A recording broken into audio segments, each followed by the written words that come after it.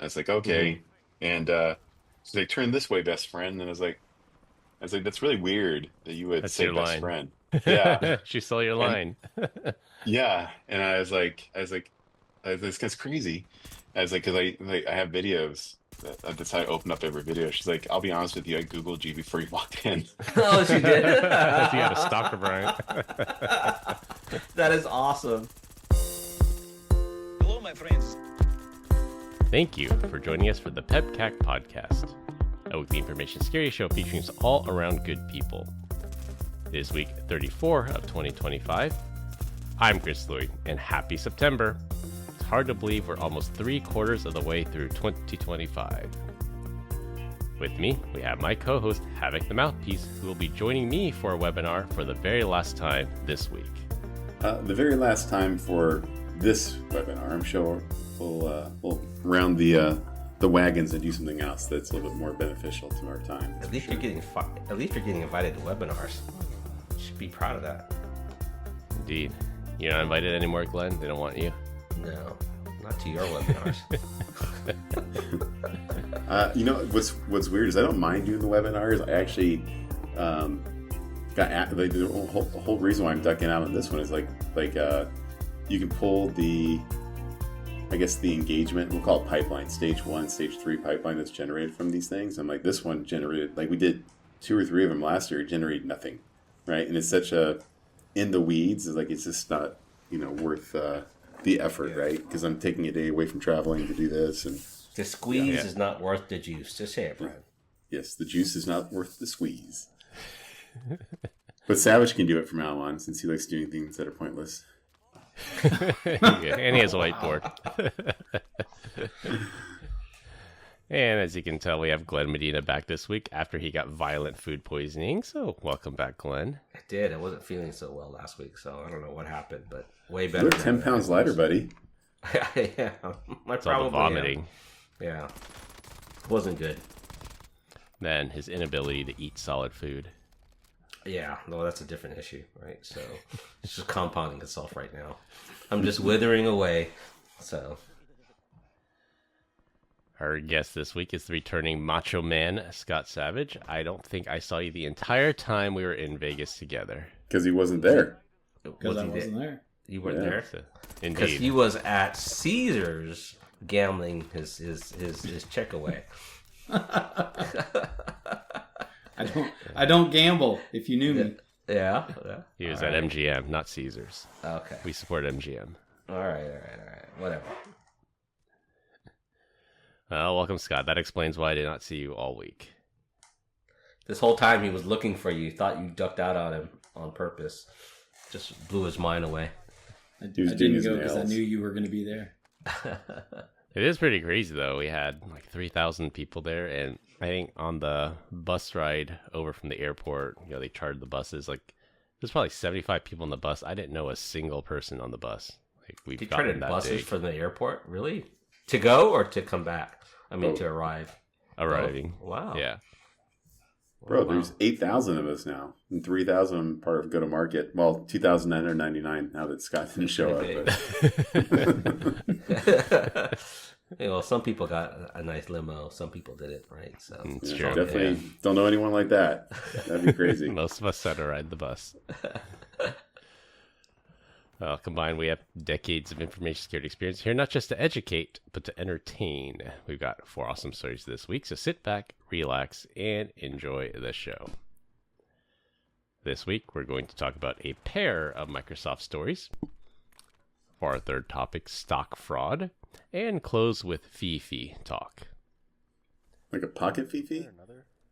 The Fifi. Oh, okay. The Fifi. The Fifi. the fee. Okay. Is that like a Interesting. lafufu? You went there.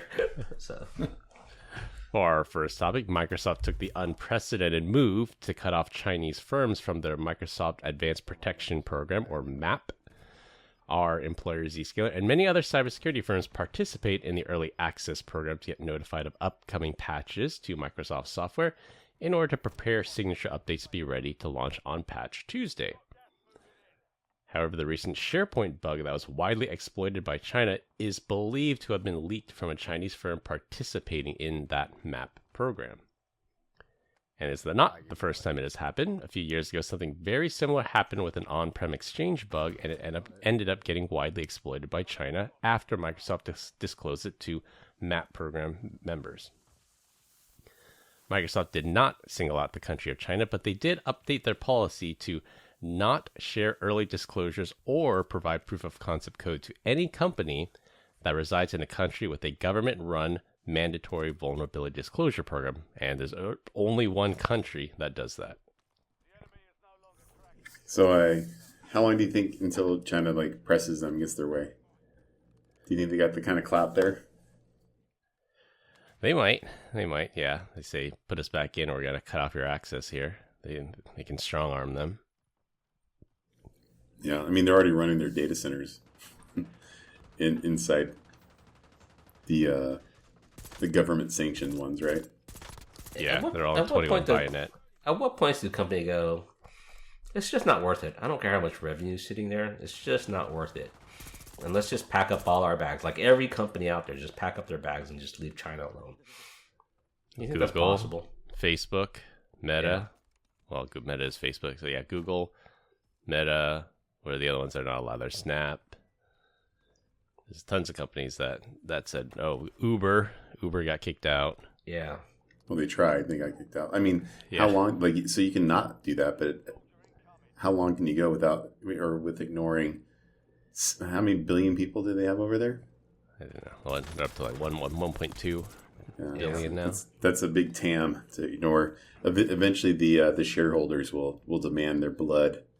Yeah. Yeah, but at the expense of risk, right? I mean, there's a big risk there.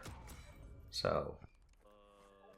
Yeah, or it's got to be. Yeah, I don't know what a good compromise is here, because they get notified of the bug, but they won't be provided proof of concept code or the exact signature until the hour before it's supposed to launch. I don't know what the compromise is here. But if they eventually get the code, they are going to crack it. I mean, it doesn't matter whether it's today, tomorrow, or next year, right? I mean, they will. They will. The patch will be out in the wild already. Is the thing? Yeah. The timeline of this was the SharePoint bug was disclosed to MAPP participants. All of a sudden, China started popping all these SharePoint servers, and then the patch went live. So it wasn't a true 0 day because Microsoft knew about it. There was a patch, but it wasn't available yet. So it's like a 0.5 day because it wasn't an end day either. Wow.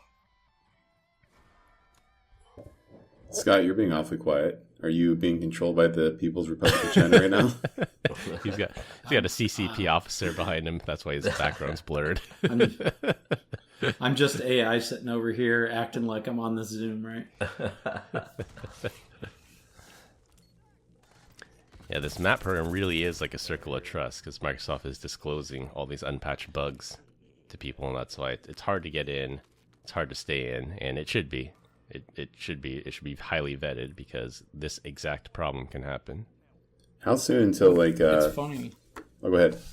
Yeah, I was gonna say that it's funny because we were kind of alluding to the fact that many companies are hiring people who are secretly actually working for these countries, right? They're on the take at some point, and they're probably going to end up getting this information in one way or another, right? They're just making it a little bit more difficult. Not like, hey, here it is, but they're still going to have other channels to get this information, right? It's layers, Scott. Layers. Just like an ogre.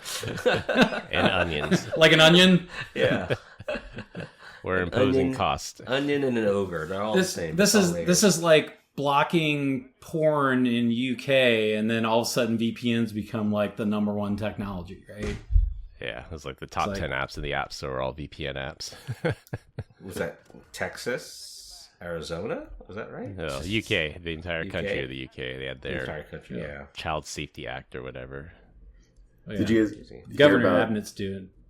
Shane Gillis said that he was in Texas, and he's he went to take care of business. And he's like, oh man, they block adult content there. He's like, oh, I heard you can find that kind of content on Reddit. So he was I think he said he downloaded Reddit, logged back in, and it was the first post he saw was Shane Gillis sucks. He's like, well, that killed the mood. They're imposing costs, Brian. Yeah, the imposing costs. Just thinking back, like Microsoft, they're still around, whatever. But I think it was somebody was like saying OpenAI is going to eventually just come out with like their own browser, right? And then and then I think it was Glenn was like, remember when I said that we're gonna like browsers will be the OS of the future? And I was like, riveting, Glenn. Like, I think, isn't that what Chrome OS is? But well, it's all going to be agentic, right? So then the browser will just go to the site you wanted before you even think of it, right?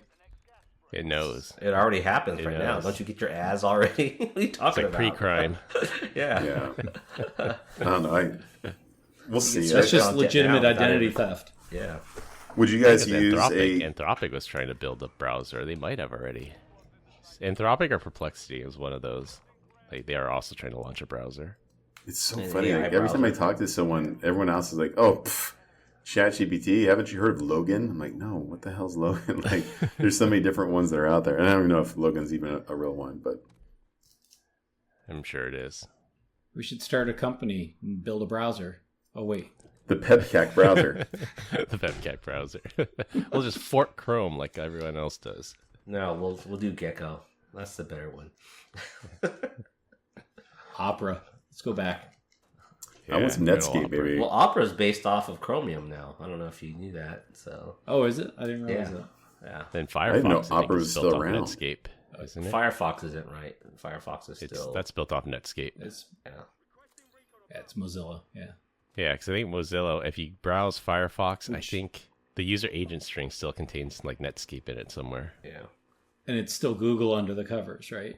I mean, I think they fund at least 80% of their budget. Yeah. From what though? Do you know what search. they fund from?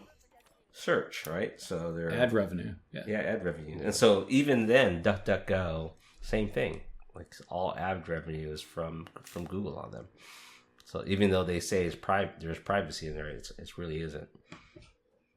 They give you the illusion of privacy, right? Yeah. Well, maybe they don't report who you are. Maybe they don't give enough information about who you are, but they do report what it is you're doing.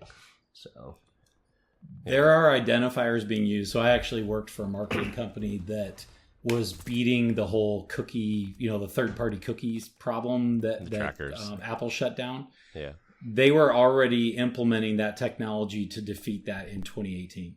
So, I mean, you're just like, how long has the cookie tracking been blocked? What, like 5 years, 4 years, something like that? Yeah, we had the do not track for a while, but and how does that work for you? No website honors that thing. It was supposed to be an RFC standard, and but there's still ways they can tie identity to signatures coming from devices. Yeah, they'll take like the extensions that you have installed, the screen resolution, the fonts you have installed. They're fingerprinting all the devices basically. Yeah, even if you have computer. Private Relay turned on your phone, no such luck. Or your device. Yeah. You come to my house though, and the Private Relay doesn't work. Everyone asks why. Let me guess. Block of the DNS. Do you ask them Pi-hole, to man. Yeah. You don't ask them to SSL or install a certificate too on their device. Yeah, TLS inspect them. I've got my own self-signed root that I run on my guest Wi-Fi, so then they get the pop-up. You get this little nice lion image on their screen. It's pretty cool. You have to go sign and hit the little accept before you can even get on my guest Wi-Fi. Yeah, no thank you. Yeah, and that's why no one visits you, Scott. Like, I'll just stick to LTE. If you came to my house, you'd be cooked. There's like literally no service here. Like the power went out because we had a haboob. I think there was two of them, haboobies. Anyways, no power. No, whatever. I go outside, like I can't even make a phone call. Like it is like all the time. I have no voice, no data. It's like a dark spot, like right where I'm at. Like it's horrible. You should get a landline in case there's an emergency. Let's just switch carriers. Yeah. What's funny is like, so you're right. I mean, you should check out Verizon, but I got AT&T. One of my kids has T-Mobile. Same thing. It's just like this abyss. Like it's where cell phone and data connections just go to die. There's no connectivity here all Like the the time. Bermuda Triangle. There's a fix for that. You put an antenna in your window, right? And then you can like essentially use like DAS function to increase the signal. No, dude, I'm telling you, like if I go outside and I'm like, I jump in the truck, say I'm going to this location, it's like maps can't be loaded. Like nothing. I have to You've got drive, nothing like, even outside the house. Yeah, even outside of Wow. I drive like a quarter mile down the street, and then I will get some type of connectivity. So you need like a Yagi antenna on the side of your house, like to boost from a distance. He needs to complain to the carrier and have them install a cow or something like that in that area. So Sounds like he's got a Or just blackout get area. Starlink. Have Starlink as your backup. Yeah. that's a good idea. Don't, But here, just don't live in BFE. I'm not. Yeah. Dude, I'm like right by like the airport. So this is what AT&T told me, is that they triangulate coverage, and where I'm at, by the way, it's full bars, like it's maxed out. And they say that when you have like this weird anomaly in which you have these 3 towers, that there's a significant amount of overlap, it just becomes a dead spot. I'm like, why though? Like, can't you guys fix that? I'm like, I don't understand. It's a paradox. You have too much signal. It's Yeah, too much signal. flooded Yeah, now. this radiation poisoning. Yeah, at this point, I was wondering why these bumps were growing on my face. Now I know. It's like, does your popcorn mysteriously start popping in the bag without Yeah. heat? Maybe not popcorn, but every time I wake up in the morning and I get up to take a it's like the last 15 seconds of microwave popcorn, just pop, pop. All my joints just making noise. Oh boy. One day you'll get to be this age and you'll feel the pain. Oh, I'm sure. Getting old sucks, right? Yeah, That's true. Getting old sucks, but being bald is worse, right? So yeah. You and your full head of hair. You son of a gun. At least I can grow a beard. So I wear a hat to hide it. I've got mine's thinning on top. So what's better, a beard or hair on top of your head? I don't want a beard on top of my head. And I don't want a toupee on my face. So It'd be better to be bald than you can grow the epic beard. It reminds me of, what was it, Johnny Knoxville, when they did the joke with shaving the and then they glued him to the guy. Oh, that's So so you gross. found out later. That's so gross. Then the lady shaving, he's like, somebody has crabs here. I tried to show my 3 older kids years ago, maybe like 4 years ago, like the first Jackass movie. And one of my daughters, she's like, I feel like I can't be here. I feel like there's so much wrong, and I'm just gonna go upstairs. Like this is just I can't. I was like, no, it's funny. They get hurt and they do dumb things. She's like, no, Dad, I don't like it. I can only take it about 5 to 10 minutes at a time. Then I just gotta. I can watch it, and then I'm like, no, and then I'm like, okay, I'll continue later on. You're missing out. It's hilarious. Wow. There's another one that's out. I haven't Not seen for it yet, everyone. They're up to like 4.5 or 3.5 now, aren't they? Or Yeah, they something tried to that. like introduce the next generation people, and I don't think it really stuck. Yeah. There's oh, by the way, I've been trying to watch The Boys. I'm still on I think I'm on season 2. Should I just give up? I'm like halfway through and I can't get into this thing. Great show. Keep going. What? Keep It's going? worth it. It's worth it. It's a great show. The one on Prime. Okay, I will do it then. It's a great show. All right, I'll try. I can't even The get past the juice first is episode. worth the squeeze. All right. I guarantee it. All right, good. Glad you said that. I was getting ready to throw up. I mean, throw in the towel. All right, for our second topic, we have another Microsoft in China story where Microsoft employed people in mainland China to manage U.S. Department of Defense systems. Microsoft's DoD cloud was supposed to only be operated by U.S. citizens, but Microsoft found a clever way around that requirement. They hired third-party contractors to manage the systems, and they had a U.S. citizen, quote, escort the third-party access, something like a digital Sherpa. What could possibly go wrong? That breaks all kinds of laws, right? I mean, that's, You would think. They said If it was in you- the contract, so if you're Microsoft proctoring a Legal session- signed off on this. yeah, I say if you're proctoring a session and you don't know what the person's doing, then are you proctoring the session? yeah. Yeah, Exactly. I just happen to sell a solution that does session proctoring, ushering, and recording. So ProPublica, who broke the story on a tip from reporter Laura Loomer, stated that the digital escorts, quote, lacked the technical capability to determine if the Chinese contractors were doing anything malicious and trusted them not to do anything bad. After all, these digital escorts are being paid between $18 and $25 an hour, so you could definitely trust them to do a good job. What's the fine for this? When you say digital escort, I can think of something like an OnlyFans account, not this. like someone was shoulder surfing, or someone was actually watching what they were doing through some type of video emulation program. I think it was session monitoring, right? Right. I think it's like the Chinese contractors were not allowed to have hands on keyboards, so they would relay it to the American and say, just type in these commands and it'll fix it. And they just like blindly type in these commands. Yeah. Run this script. Copy and paste. Yeah. Yeah. Well, I think that's what that means. Or it could have been that these contracts were allowed in and these people just watched the session to make sure they weren't doing anything wrong, even though they had no technical capability to figure out if they were doing anything wrong. I don't know about you, but I could have swore that law stated that it had to be U.S. citizens, not by proctor. It had to be a live person. And if they found a way around it, did they find it, or did they actually find a loophole, or did they just accidentally stumble into this because... Where there's a will, there's a way, right? There's money and economics behind it. Yeah, that's just crazy. So then can you trust your vendor? That's the next question, right? Well, you're supposed to be able to trust Microsoft, right? I mean, come on. We live in a zero trust world. We're supposed to have zero trust, right? Some point you got to trust something. We were just talking about this with a customer the other day. At some point you got to trust something, right? Well, you where trust do you draw the that three line? things that back those things up, right? You trust the user. Hey, at 47, never trust a fart. You know what I'm saying? You know what I'm saying, Scott? Never. Especially a wild one, because you don't know if it's wet or dry. Yeah, exactly. Why is Laura Loomer... I just interrupted you, Glenn. I'm so sorry. Go. No, it's all good. It's all good. Let's go. No, finish your thought. Mine's just dumb. I'm trying to know. I forgot it already. Let's go. Laura Loomer is who? Like, I thought she was like a MAGA person or something, right? She's a reporter. Yeah. Somehow, she got a tip or something, and she learned that these Chinese actors were inside her DoD systems, and asked someone to look into it, and they're like, "Yeah, this is actually a big deal." Look at her diversifying her credibility, reporting. All right, let's go. Like I knew the name. I thought maybe I heard her on like Rogan or something, but she's never been on there. So she must be like a YouTube reel, right? Of controversy.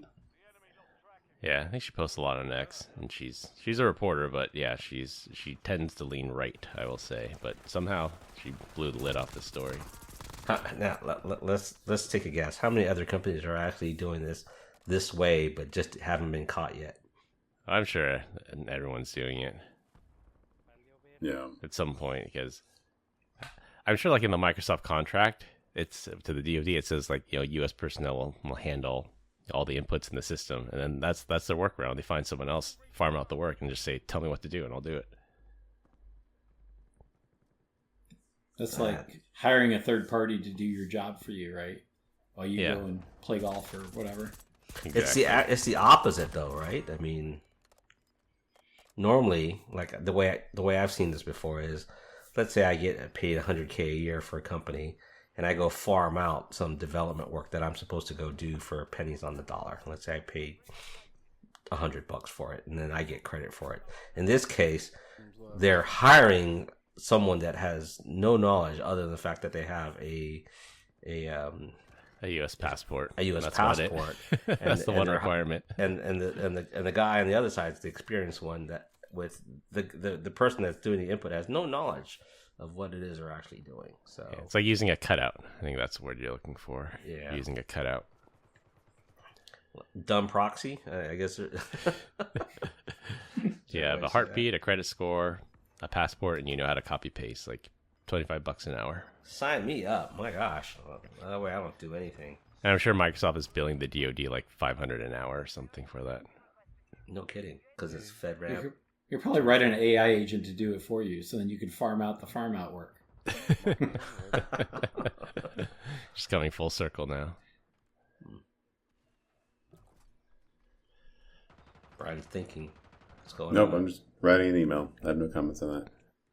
Yeah, well, the DoD ended this practice. Microsoft agreed to change the terms of this, so it's good.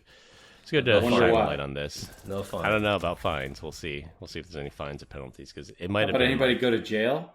Like, Might have been forget their fines. MSA. Like, jail's a little bit more of a penalty, right? Was there anything malicious that happened after that? Or did they find it? We don't know. We don't know. I'm sure we'll Fallout have to- is TBD. Yeah, they're probably still going to do some instant response and audit the systems now. Sure, on Microsoft's dime because they did this underhandedly. I do blame Microsoft for this one. Like, you should have known better. All right.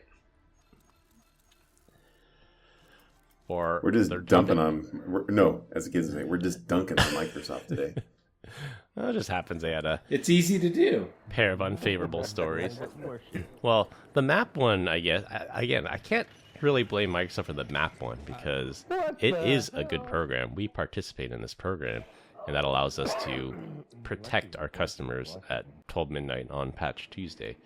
It's the CCP that has this mandatory disclosure program that says if you're in China, you find a bug, you have to report to the government before you report to the vendor, and that's probably how they got caught up in this. For third topic, Scott, you spent some time in the financial sector, and I have to say, for the amount of bank fraud out there, we're actually making some progress to fight that fraud. New restrictions on outgoing wire transfers to new accounts help prevent a hacked account from getting their account drained. But undeterred hackers are looking for a new way to monetize stolen bank and stock brokerages accounts. Enter the pump and dump scam.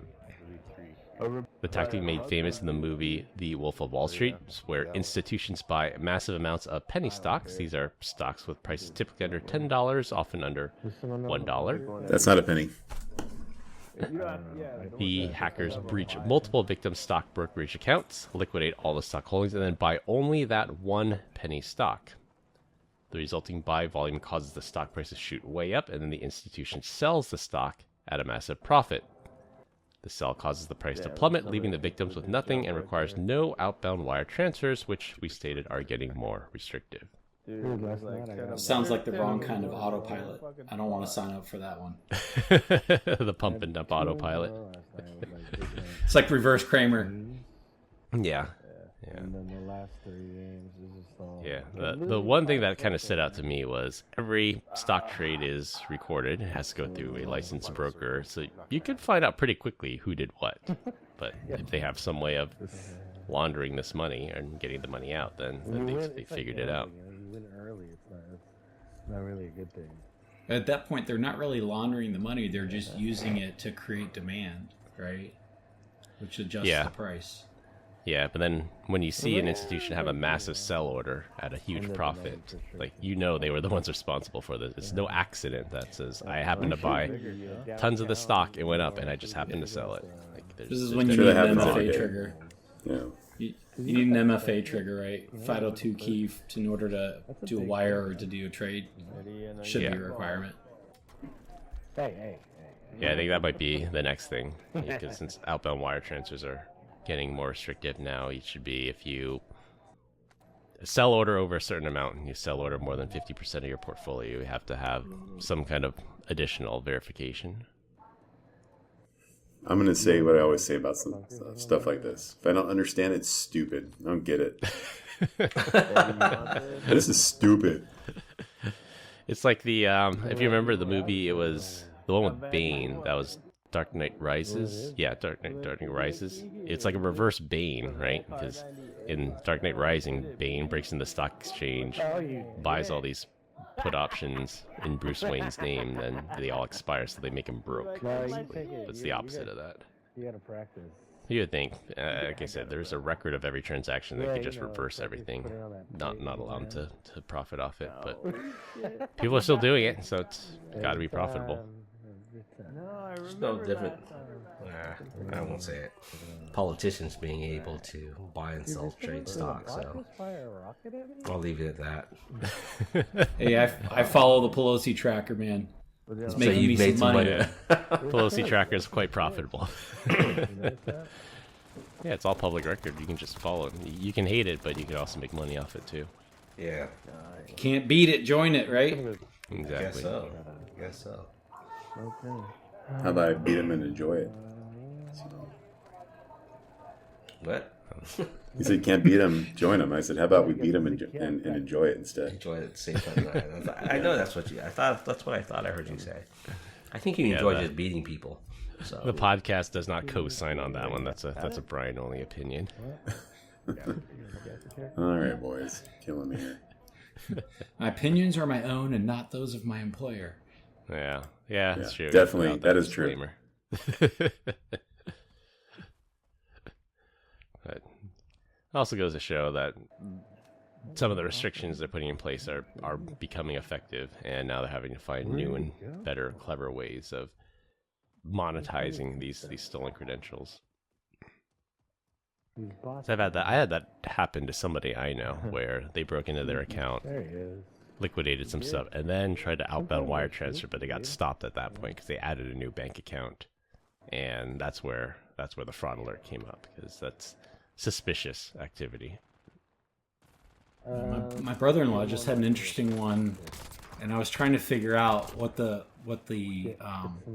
scam was. Someone bought on eBay a like a toaster oven. It was like some Williams Sonoma like fancy super premium thing, right? And they were waiting for delivery, and I guess it had been like a couple of weeks, and then all of a sudden this charge shows up on his card, and they realized that somebody was placing an order, or sorry, it showed up on their account, not on their credit card, but on their Williams Sonoma account. The order shows up to be delivered to this person that was getting scammed on eBay, right? And Like a drop ship type thing. yeah, they were drop shipping out of Williams Sonoma to this person, but using a stolen account to do it. Yeah. Right. It was really interesting. So my brother-in-law found the person and called them and be like, "Why are you ordering stuff on my wife's account?" And he's like, "What are you talking about?" And then he's got all mad at him. eBay. Yeah. Yeah. And then he's like, "Wait a second, I'm waiting on an order from eBay." And then they were like backtracking and looking at the timing and realized that it was a scam, right? Yeah. So it's crazy what they can do with stolen accounts. Yeah, I got my Chipotle account hacked once, and then someone just started ordering lots of Chipotle, and I didn't realize it until one of the stores called me and said, "Did you just order $100 worth of Chipotle?" And it's clear across the country. I'm like, "No, that's not me." And then Did they went to have go a check. credit card auto charge your account? Or? Yeah, because I had a credit card saved. Oh, And wow. then that was Whoa. back before I had Chris the is an idiot. You guys hear that? real-time What? alerts. Well, now Great. the restaurants got better too, because even if you have the account saved, you still have to type in the three numbers on the back. So that, Did they that guess your exists at the password time. as Taco Tuesday? I heart Taco Bell for my Chipotle account. Yeah, yeah. I got the What money predictable back. Shut password that were you down. using, man? I don't understand. I wanted to say this was It doesn't probably sound like before you at I all. used a password manager. I'm trying to think of how long. This was quite a while ago, so I think it was before I used the password manager. But it has not happened No. to me since I started using a password manager and different passwords in every website.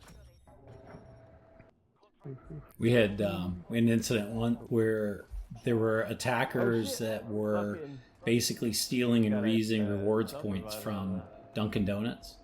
Oh yeah, Dunkin' Points. They had no encryption on the point of sale where they did their account validation. So you could basically steal points and move them from one account to another and then reuse them. So they were monetizing it somehow. We don't know exactly how they monetized it, but by moving them via accounts, they were able to collect tons of points.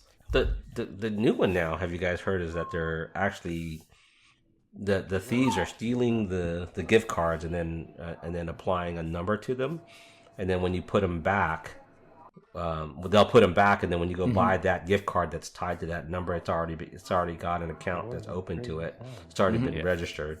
And they drain it, right? As Yeah, soon and as then you they pay drain for it activated, they drain it right away. Pretty crazy. That happened. Good, Brian. And say my previous life, that happened to a hotel chain that they had. Somehow they have the ability to take like your hotel points, and then you can redeem them from Amazon gift cards. And as soon as they figured that out in the dark web, like it was, or I don't know if it was dark It or was web, game over. but it was game over. All the points were gone everywhere. Like they were just Everybody's account was owned. Yeah, pretty much. Yeah, 'cause I frequently Imagine read that. that. Like, I know Target's a big one, and Apple and Google, those are big ones. Like, people will put not fake gift cards, but gift cards where they have the pin. They'll reseal it so it looks brand new, and they'll put it on the shelf. And then some unsuspecting person comes along, they buy it, they put $100 on it, and they have a script that checks it. It's like, is this card active? Yes, it's active, and then steal the money. And as soon as you activate it, then the money's gone. So what they do now at Target, they got a little bit more clever, I guess. So you have a gift card and you have a pin. The two are completely independent. It's a sticker. So when you go to pay, they grab a gift card, like a random gift card, they grab a random pin, and they only tie the two together at the point of sale. So there's no way anyone could predict or... That's across the hundreds of gift cards that they have, or just Target-specific gift cards? Just Target-specific. So yeah, so if Okay. you still buy an iTunes card or whatever, you're still susceptible to getting scammed online for that. But yeah, that gift card fraud is no joke. I buy mine the safe way on eBay, so... Yeah, we had a system that was generating AWS reward account, like the reward certificates. And attackers figured out they could intercept that in the back end on the application and then go immediately drain those certificates. Yeah. It was another fun one. The one a long time ago, maybe 10, 15 years ago, where there was a guy sitting at a gas station. He says, "Hey, I've got a gift card on this for Chevron or wherever. I'll give it to you. It's like $25 worth of gas if you give me $20." Because the guy says, "I don't need the thing," and I'm like, "Well, no. Why would I give you that when you're just gonna, walk off?" And I never understood that one where he would sit there, fill your car up with $25 of gas if you give him $20 of cash. So Stolen gift card or stolen credit stolen card. gift card. Yeah, he's just trying to turn it into cash, right? He's just trying to launder the money. Yeah. Yeah, good job, Glenn. Accomplice the money laundering. Well, it's 20% off, 20% off gas, right? I'm just kidding. I didn't do it. So. I still tell my wife about the trick you told me about the parking, event parking, because we went to an event parking and they're like, credit card only, and my wife's like, why would they there's a cash price. I think cash was like $50 and credit card was like $30 or something. Like, isn't it the other way? Isn't credit supposed to be higher? I'm like, no, this is the Glenn special. Yeah.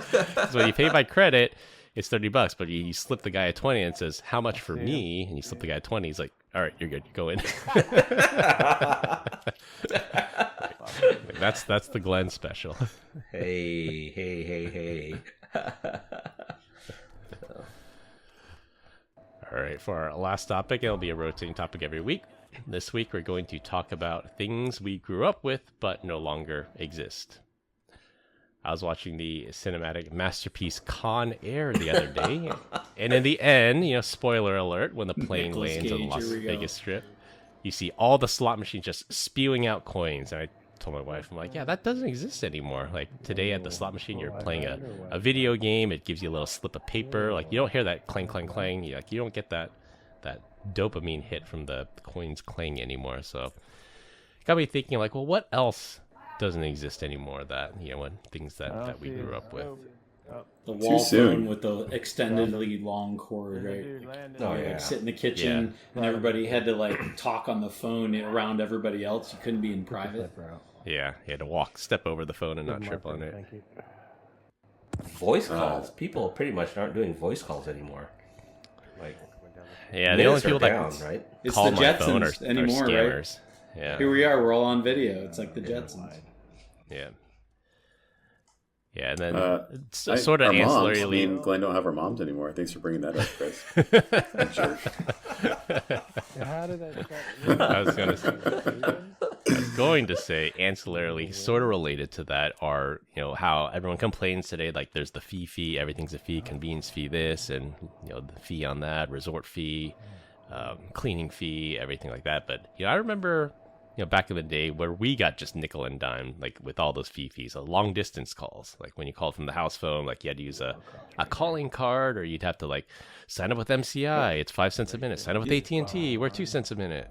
Do you remember there was an ad campaign around that where the guy's wife has a baby, so he calls the family and he calls collect. You remember that? Yeah. And he's like, "Oh, hi, it's Bob. We out a baby eats a boy." Yeah. Hang up. Do you accept the charges? No.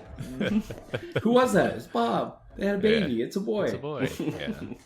Do you guys ever remember calling like the operators to say they had someone to talk to? Because they're like, hey, what are you doing? You were that lonely, Brian? I was the only lonely one. Damn it. Do you guys remember like doing the party line where I would call you, Brian, you would call Chris would call Scott. Conference. We'd Yeah. three-way in. Yeah. Oh no, it'd be more than that. We'd have like 12 people on that line. But yeah, each Never did that. because only any single person could only have two other people on the line. So you have like a phone tree. Yeah. You'd subsequently three-way people in until you had a party line. Yeah. Yeah. Now we have Zoom. Old school. And it used to be $0.10 a minute just to call the next county. I don't know if you guys remember that. Yeah. And it was because it's considered long distance. And it was a $3 connection fee for just picking up. So all those answering machines out there that picked up when I was calling from Germany for 25 cents a minute. So I every time I'd call my then my then girlfriend, now wife, I'd call it, and by the third ring I would hang up. If she didn't pick up, answer. yeah. Right. If she didn't pick up, just hang up, and then you don't get charged. Yeah. You guys remember Squiggle Vision? I do not remember Squiggle. Squiggle Vision. Yeah, it's like you'd watch TV or like MTV or pay-per-view movies on TV, but it would be all it'd be squiggly. blurred. You could hear it, but you couldn't see it. And every once in a while, you catch like a boob or something. It was really good. The old Skinamax. I remember they sold these boxes. They were called descramblers that would descramble the signal without a fee. I had the schematics for one.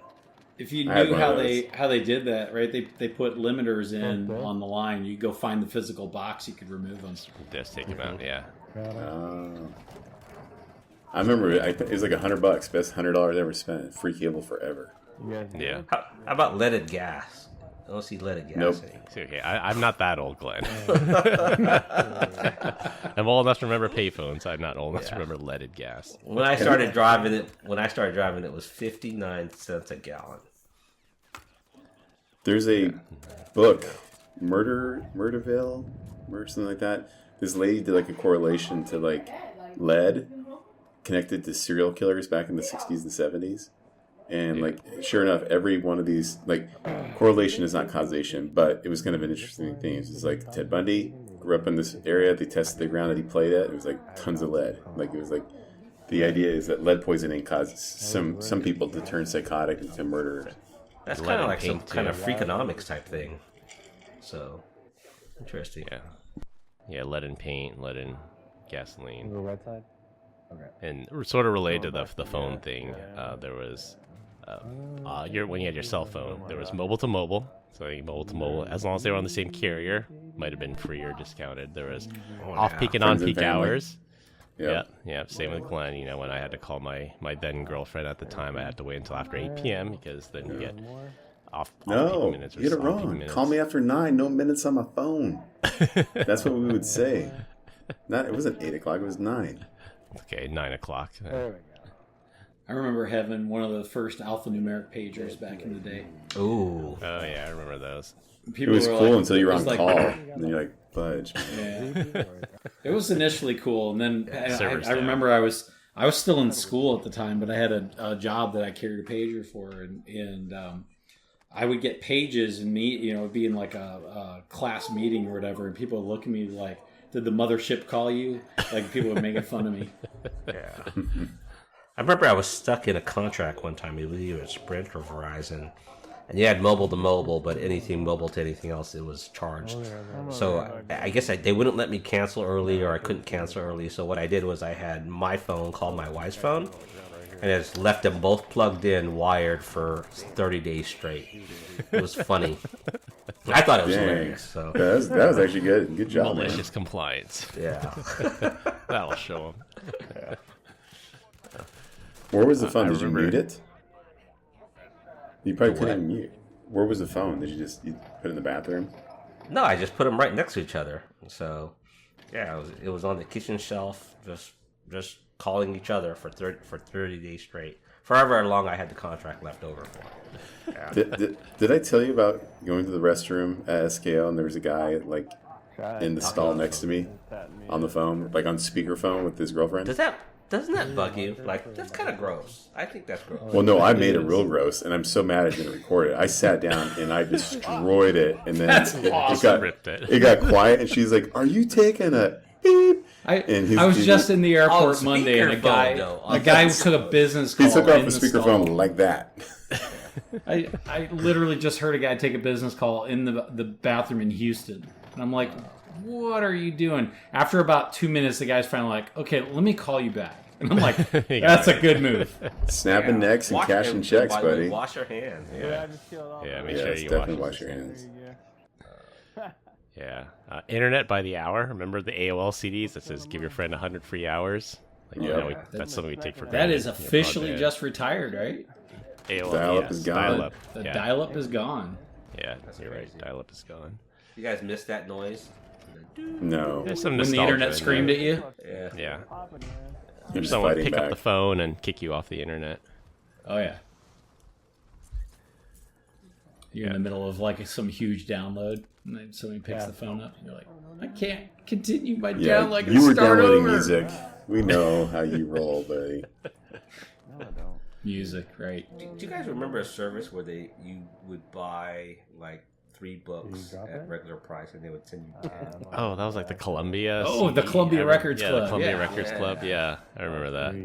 Yeah. And it was tapes. Then it was CDs. Yeah. I don't know how I don't know what the business model behind that was, but I'm sure it was very profitable. That predated that was probably encyclopedias and dictionaries. You guys remember that? Oh, the door-to-door salesman. Door-to-door salesman. Yeah. So, sorry, Scott. Think of all the outdated tech there. That's kind of wild. Yeah. In there. Everyone has it in their pocket. All right, last item I have here. Bridge toll takers. That's a thing of the past. Now everything's pay by plate now. I remember having to... I remember back when the toll tags were just starting to become a thing. And so you'd have more people kind of flying through the booths, right? Because they had the tag. And then there was that one guy that had to stop to throw change and about got rear-ended multiple times. Oh, no. Yeah. I remember you have to just drive around with, dollar bills in your center console. The bridge over here, it used to be 40 cents, and my cousins, I wasn't driving yet, my cousins would throw like 15 pennies at it, and it would just go ding. Just overwhelm them. Yeah, just overwhelm. It's a buffer overflow. That was exactly. So, it was tail dropping or pedal line blocking, whatever you want to call it. I used to crack up. I'm like, that was 40. That was just a bunch of pennies. He goes, it doesn't care. It works either way. Well, we continue to get great comments about our dad joke of the week. Dad joke of the week. This week, our guest Scott is up. All right. Scott, what does Snoop Dogg call it? What does Snoop Dogg call it when his video game freezes? Glitch. That's a good one. Say it one more time without me interrupting. What does Snoop Dogg call it when his video game freezes? Glitch. Even better the second time. That was good job, buddy. Wow. Good job. All right, to wrap things up, Microsoft is closing its circle of trust. Microsoft allowed the CCP into the DoD cloud. Hackers are now doing pump and dump scams, and long-lived slot machines that dispense coins. That's all I have for this week. We hope you enjoyed this week's episode. You can find us on LinkedIn. Links will be in the description. Follow us on Instagram at PEBCAK Podcast. Thank you to our listeners and subscribers. Rate us 5 stars on the iTunes Store and Spotify, and left us a review. We appreciate you all spreading the word to help grow the show. Best way to find us is search for the PEBCAK Podcast on your favorite podcast listening app. My co-hosts Brian Deitch and Glenn Medina, and our guest Scott Savage. I'm Chris Louie. Thanks for listening. We'll see you all next week, and as always, have a nice day. Catch me on Signal. How about that? And stop. Have a nice day.